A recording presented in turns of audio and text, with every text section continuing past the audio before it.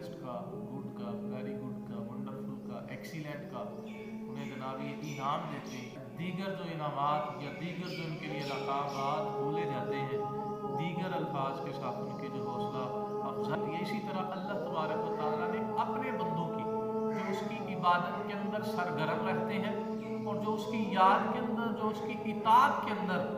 ہمیشہ مشغول رہتے ہیں، ان کے لیے اللہ نے فرمایا رجال، کس قدر یہ خوبصورت اور حسن بھرا یہ لفظ ہے۔ اللہ فرماتا ہے وہ مرد لا تلہیہم، جنہیں غافل نہیں کرتا تجارت، کوئی تجارت دنیا کی کوئی، اور بیع اور کوئی خرید و فروخت جو ہے ان کو اللہ کی یاد سے، عن ذکر اللہ، اللہ کی یاد سے غافل نہیں کرتا، اللہ کی یاد سے انہیں وہ نہ غافل کرتا ہے، نہ کوئی چیز انہیں اللہ کے ذکر سے روکتی ہے۔ حضرت ابن عمر رضی اللہ تعالی عنہ فرماتے ہیں میں ایک دفعہ بازار کے اندر تھا، میں نے دیکھا اذان ہونے کے بعد تھوڑی دیر کے بعد جب اقامت مسجد کے اندر کہی گئی، اقامت کی آواز آئی تو میں نے دیکھا بازار والے سب لوگوں نے بازار بند کیے اور نماز کی خاطر سارے مسجد میں داخل ہو گئے۔ تو میں نے تب کہا، فرماتے ہیں کہ تب میں نے کہا، آپ فرماتے ہیں تب میں نے سوچا اور غور کیا تو فرمایا کہ یہ جو آیت ہے رجال لا تلہیہم، یہ انہی لوگوں کے حق میں نازل ہوئی ہے جو سارے کام کاج، سارے کاروبار، سارے معاملات چھوڑ کے اللہ کی یاد کے لیے اس کی بارگاہ میں حاضر ہو جاتے ہیں۔ عزیز ساتھیوں، عزیز مسلمان بھائیوں، آج ہمیں اللہ کی یاد نہیں رہی، آج ہمارے اندر جو ہے نہ وہ معاملات رہے، نہ ہمارے اندر اللہ کی یاد رہی، نہ ہمارے معاملات کے اندر عبادت کا وہ حسن رہا جو ہمیں اللہ کے قریب کر سکے۔ عزیز ساتھیوں، اس آیت سے ہمیں سبق حاصل کرنا چاہیے اور ہمیں بھی اس آیت پہ اللہ عمل کی توفیق عطا فرمائے۔ یاد رکھیے گا اللہ تبارک و تعالیٰ نے بیجا مقامات کے اوپر قرآن پاک میں نماز کی اہمیت کا ذکر فرمایا ہے، کم و بیش 700 مرتبہ اس کا ذکر ہوا اور کم و بیش 80 مرتبہ صریحاً اللہ نے اس کا حکم دیا نماز قائم کریں، نماز قائم کریں، نماز قائم کریں۔ اور میرے ساتھیوں، عزیز بھائیوں، مسلمانوں، اللہ تبارک و تعالیٰ کے پیارے نبی سید عالم، رحمت عالم، نور مجسم، شفیع معظم صلی اللہ علیہ وآلہ وسلم آج کی حدیث پاک کا مفہوم ہے، فرماتے ہیں جس طرح ایک بندے کے گھر کے سامنے سے ایک نہر گزرے اور وہ اس نہر کے اندر 5 مرتبہ ایک دن میں اچھے طریقے سے نہاتا ہو، تو میرے ویلیو بتاؤ، آپ نے صحابہ سے خطاب فرمایا، پوچھا بتاؤ اس 5 نہر کے اندر 5 مرتبہ نہانے والے کے جسم میں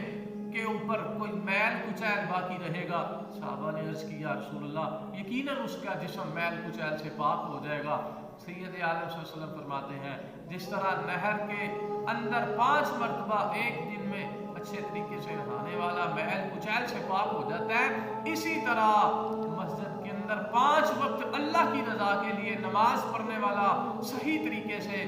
رب تعالیٰ جب وہ نماز پڑھتا ہے، رب کی بارگاہ میں جھکتا ہے تو اللہ اسے اسی نہر کے اندر نہانے والے کی طرح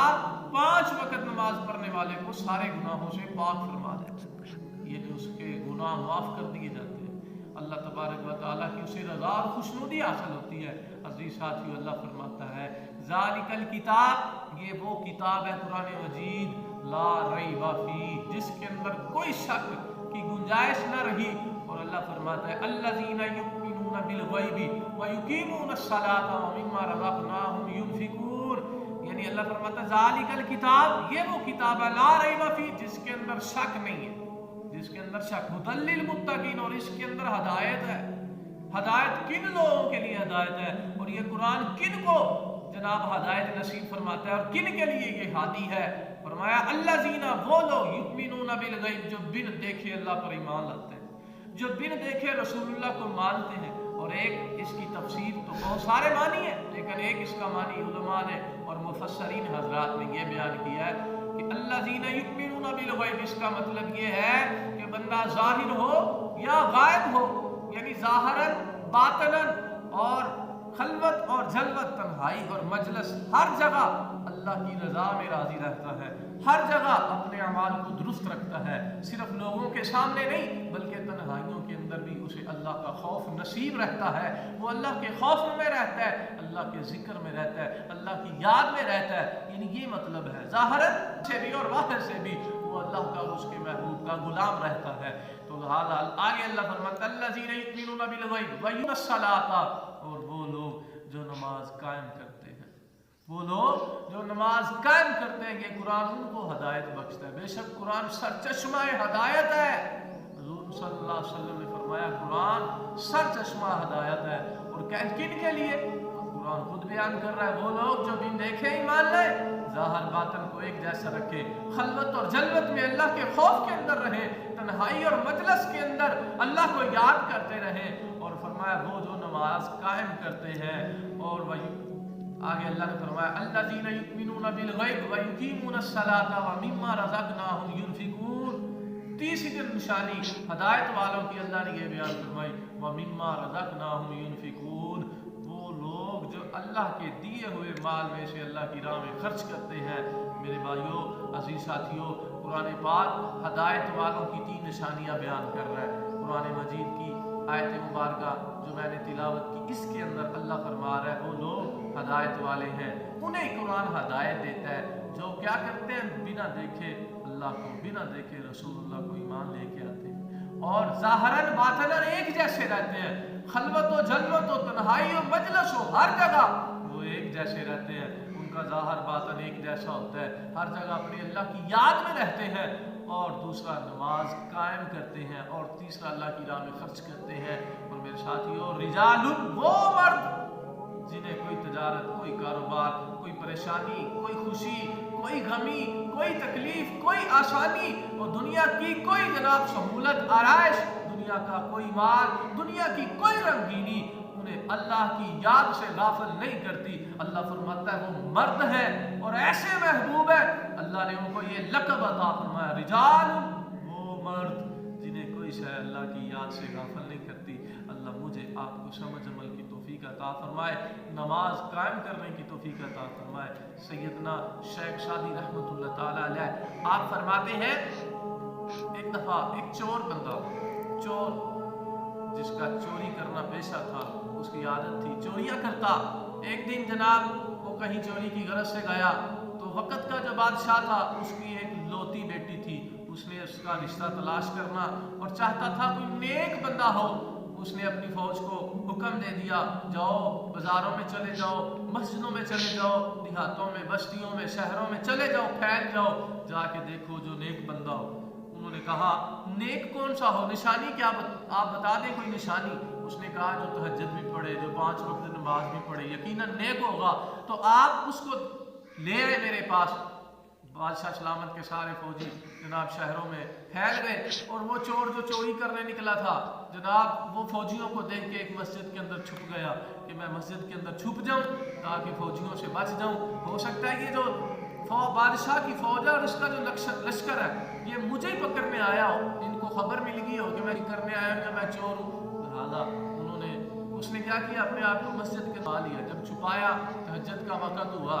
فوجی اندر آئے مسجد کے اندر، وہ دیکھ رہے تھے کون سا بندہ ایسا نوجوان ہو جس کو ہم بادشاہ کی بارگاہ میں پیش کر سکیں۔ اس نے جناب جب فوجیوں کو دیکھا تو نماز شروع کر دی، نماز شروع کی، تہجد ساری پڑھی، جناب فجر تک وہ نوافل ادا کرتا رہا۔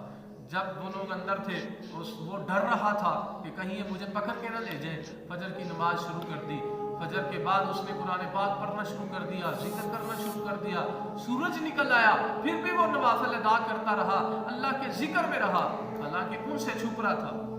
وہ لشکروں سے چھپ رہا تھا، وہ جناب فوجیوں سے چھپنے کی خاطر اور حکومت وقت بادشاہ کی طرف سے ملنے والی سزا کے ڈر سے وہ اپنے آپ کو دکھاوے کی خاطر نماز کے اندر مشغول رکھے ہوئے۔ جب فوجیوں نے دیکھا، لشکر نے دیکھا، بادشاہ کے اس کے آدمیوں نے دیکھا کہ جناب یہ تو ہم تہجد سے ادھر کھڑے، سورج نکل آیا، کتنا وقت ہو گیا،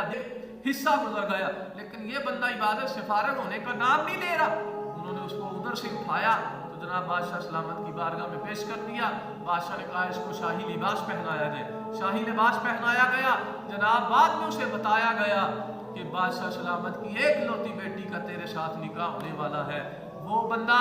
جو دکھاوے کی خاطر چور ہو کے دنیا کا آوارہ گرد ہو کے ذلیل ترین حرکتیں کرنے والا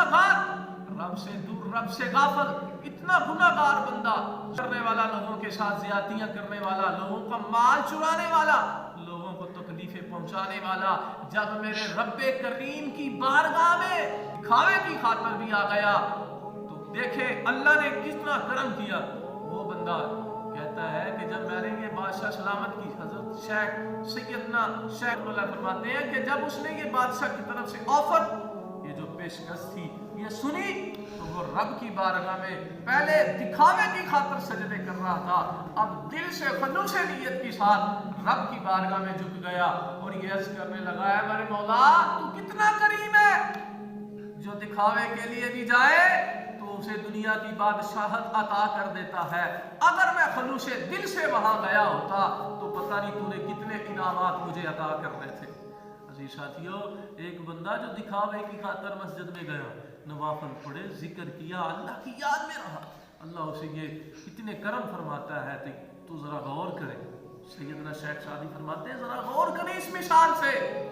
کہ وہ بندہ جو خلوص دل سے رب کی بارگاہ میں جھک جائے، اللہ اس پہ کتنے کرم فرمائے گا۔ آخری حدیث سنے، نبی اکرم صلی اللہ علیہ وسلم نے فرمایا جب قیامت کا دن ہوگا اللہ تبارک و تعالیٰ پوری کائنات کو، کل عالم کو فرمائے گا میری بارگاہ میں سجدہ کرو۔ حضور فرماتے ہیں اس دن جب یہ سروں سے لے کے پیروں تک، کئیوں کے سینوں تک، گھٹنوں تک لوگ پسینوں کے اندر شرابور ہوں گے، نہ پتہ چلے گا یہ آنسوؤں کا پانی ہے یا پسینوں کا پانی ہے۔ تو فرمایا اس دن لوگ کچھ سجدہ کر سکیں گے، کچھ نہ کر سکیں گے، کچھ یہاں تک آئیں گے لیکن رب کی بارگاہ میں اس پہ شانی نہیں لگا سکیں گے، کچھ جناب اوپر ہی رہیں گے اور اپنی گردن کو بھی جھکا نہیں سکیں گے، کچھ گھٹنوں کے بل رہیں گے، کچھ سجدے کے قریب جا کے سجدہ نہ کر سکیں گے اور روئیں گے، چیخیں گے، پکاریں گے یا اللہ یہ کتنی بدبختی ہے، ہم سجدہ کرنا چاہتے ہیں پھر بھی سجدہ نہیں کر پا رہے۔ صحابہ کی چیخیں نکل گئی اور عرض کرنے لگے یا رسول اللہ کیوں یہ بدبختی، کیوں کہ وہ کیوں سجدہ نہیں کر پا رہے ہوں گے؟ حضور نے فرمایا اس لیے کہ دنیا میں انہیں سجدے کی توفیق نہ ہوگی، دنیا میں وہ سجدہ نہیں کرتے تھے۔ اللہ فرمائے گا جب وہ روئیں گے، کرلائیں گے، چیخیں گے، پکاریں گے، رب کی بارگاہ میں التجائیں، مناجات کریں گے، دعائیں کریں گے، اللہ فرمائے گا دنیا والوں کیا دنیا میں رہ کے تم مجھے سجدہ کرتے تھے؟ کیا دنیا میں رہ کے کیا تمہاری پیشانی میری بارگاہ میں جھکا کرتی تھی؟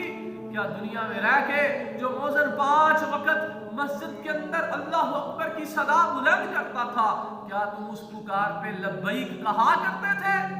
فرمایا جو دنیا میں سجدہ کرتے ہیں قیامت والے دن بھی سجدہ کر پائیں گے، اور حضور فرماتے ہیں جو اس دن سجدہ کر لے گا وہ اللہ کی بارگاہ میں سرخرو ہو جائے گا۔ عزیز ساتھیو، اللہ سے دعا ہے اللہ مجھے آپ کو سجدے کی توفیق عطا فرمائے، 5 وقت نماز قائم کرنے کی، ہمیشہ اللہ کی یاد میں رہنے کی توفیق عطا فرمائے۔